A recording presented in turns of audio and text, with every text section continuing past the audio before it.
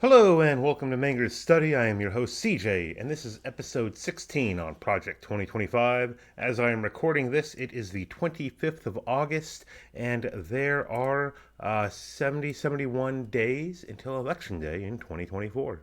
We are on page 253 or 286 of the PDF, and this section is about the Agency for International Development, which everyone has probably heard of as USAID.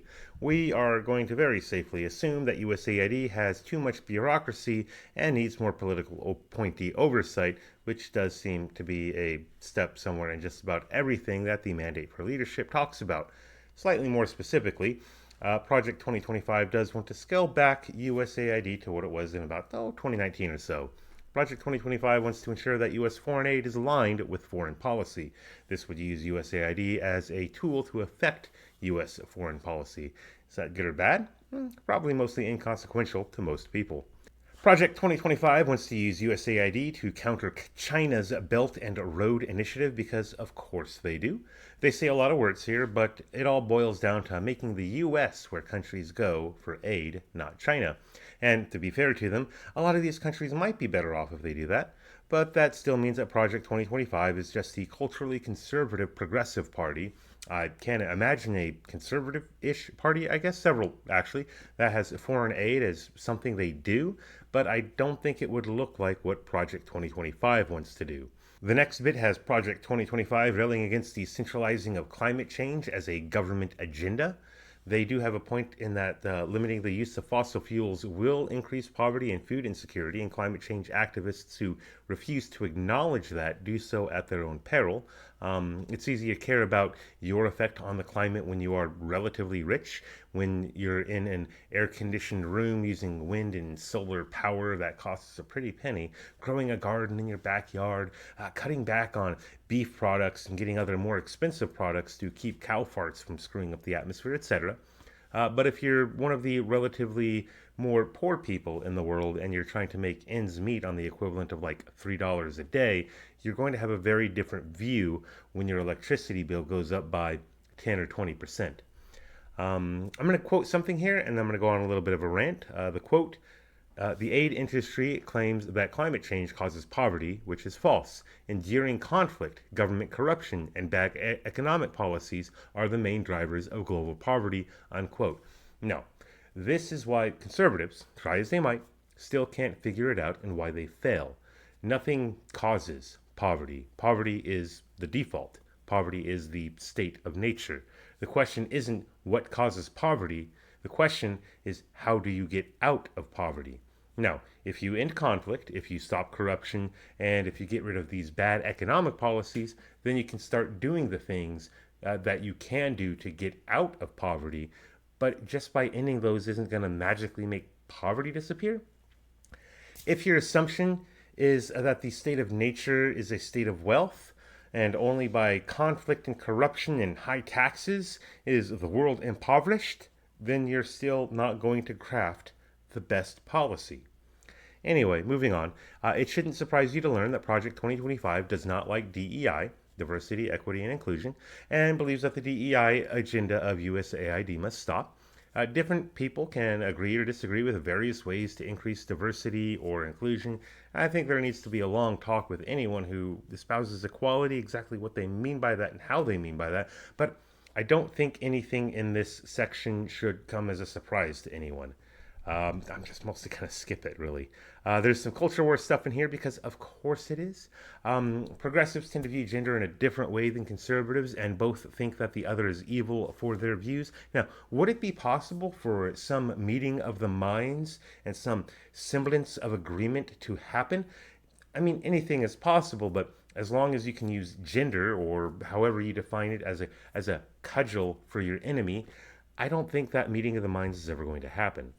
With that in mind, it's no surprise that Project 2025 wants to get rid of the trans agenda and the pro-abortion agenda in the USAID, and knowing that Heritage and Project 2025 are once again just culturally conservative Democrats, they want to replace that with pro-traditional family and pro-life agendas. There are some things that Project 2025 wants to do that look like it might work better than the status quo, including like localization and working with governments instead of working around governments, I guess.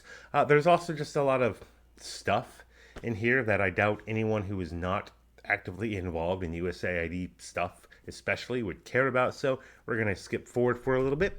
Project 2025 is concerned about humanitarian assistance from USAID. Most aid now is going towards man made catastrophes as opposed to natural disasters, including to some places that are considered, hostile to the United States, such as Syria or Yemen.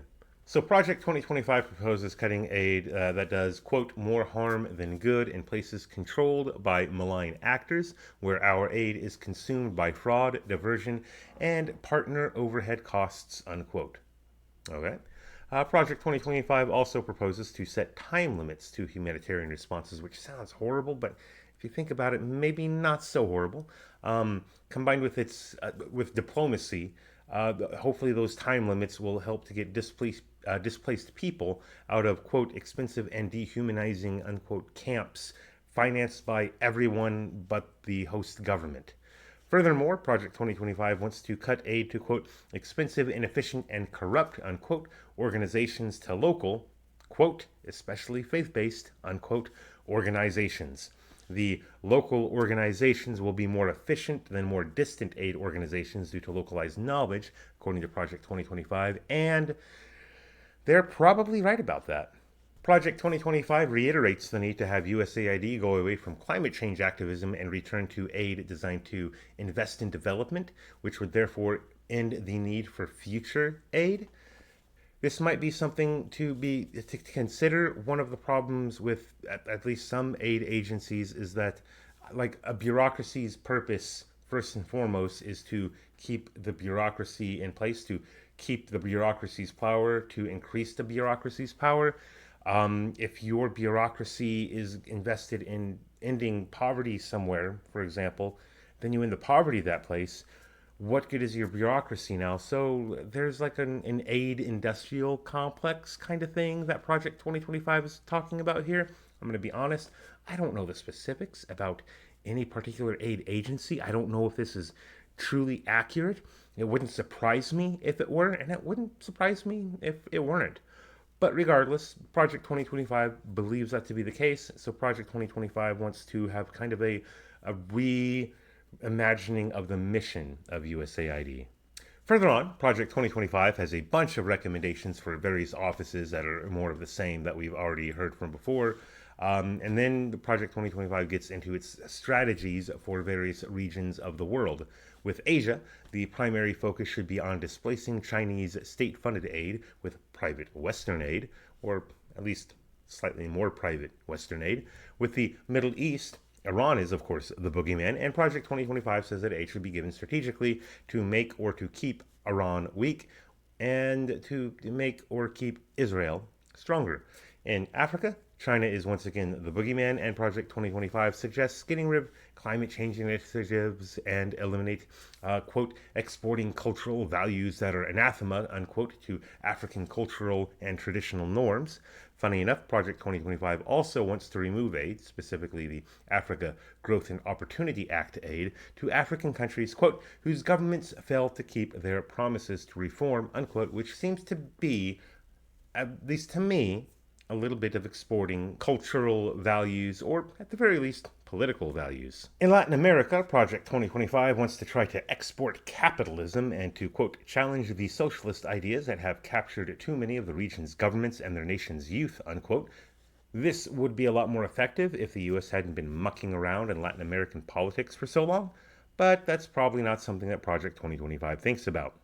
Really, until the people of these Latin American countries revolt on their own against their leaders, there isn't much the US can do with them, at least not until they get their own homegrown Javier Milei. Most of the interference that the US does with these countries just means that they'll take even longer to get to where Project 2025 wants them to be.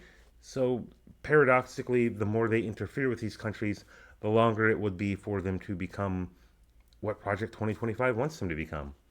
That's pretty much it. There was a bit more in here than I expected, but this was really just a rather predictable section. I'm probably going to repeat this phrase more often than I should, but yeah, Project 2025 so far has been the blueprint for a culturally conservative Democratic Party administration. But what can you expect? Until next episode, take it easy.